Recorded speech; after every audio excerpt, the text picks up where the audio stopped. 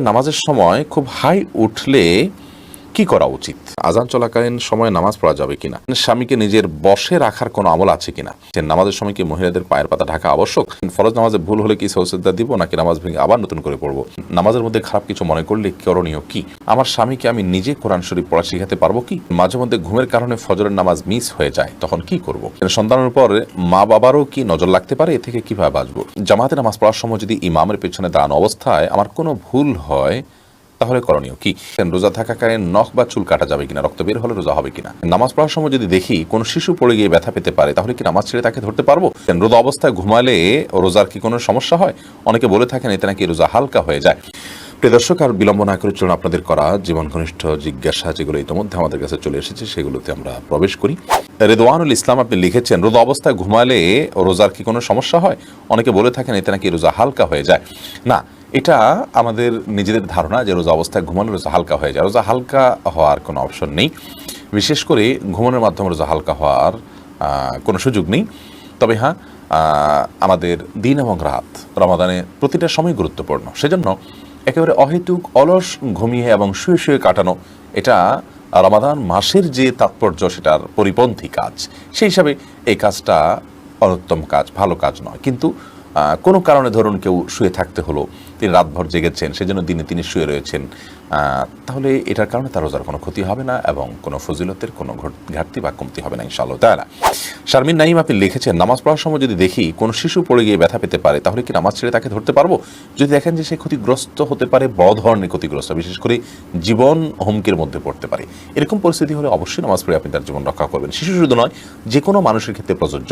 ধরুন আপনি নামাজে দাঁড়িয়েছেন, একজন মানুষ পানিতে পড়ে গেছেন, তিনি সাঁতার জানেন না, তিনি ডুবে মৃত্যুর মুখে পতিত হতে পারেন, আপনি তাকে বাঁচানোর সুযোগ আছে, তাহলে আপনি নামাজ ছেড়ে দিয়ে তাকে বাঁচাতে হবে।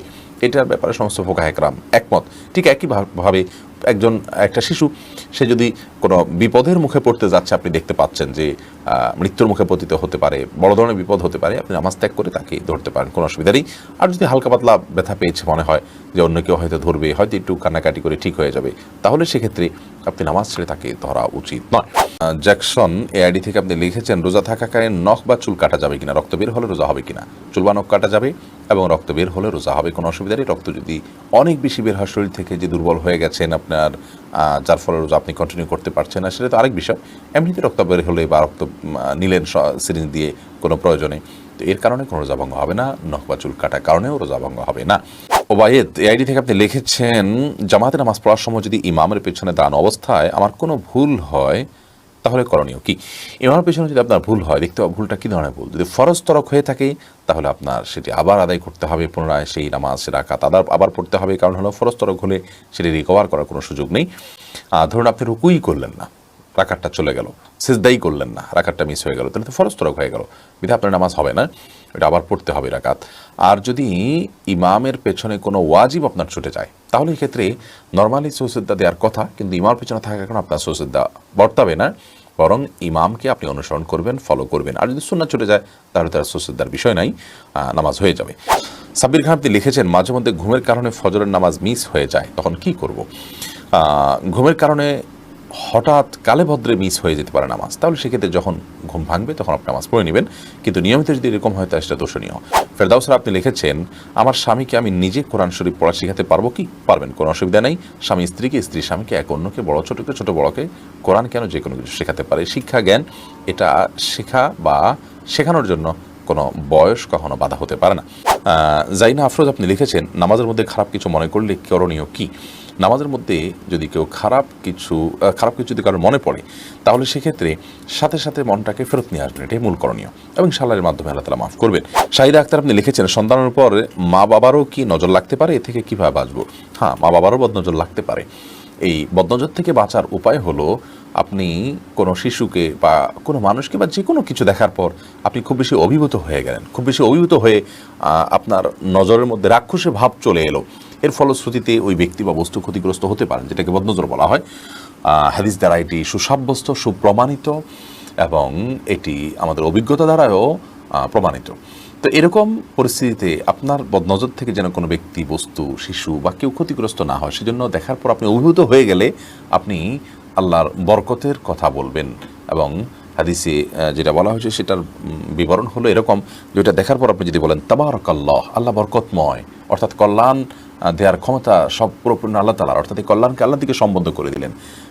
অথবা পুরোপুরি আপনি এভাবে বলতে পারেন মাশা আল্লাহ তাবারাকাল্লাহ, তাহলে সেক্ষেত্রে আর আপনার বদনজর দ্বারা ওই ব্যক্তি বা বস্তু ক্ষতিগ্রস্ত হবে না। তাহলে কোনো বস্তু দেখে অভিভূত হলে আপনি তাবারাকাল্লাহ, আল্লাহ বরকতময়, এটি বললে সেই ব্যক্তি বা বস্তু ক্ষতি থেকে বেঁচে থাকবে এবং আপনি চাইলে মাশা আল্লাহ তাবারাকাল্লাহ বলতে পারেন। ইসরাত জাহান পারভীন আপনি লিখেছেন, ফরজ নামাজে ভুল হলে কি সৌসিদ্ধা দিব নাকি নামাজ ভেঙে আবার নতুন করে পড়বো?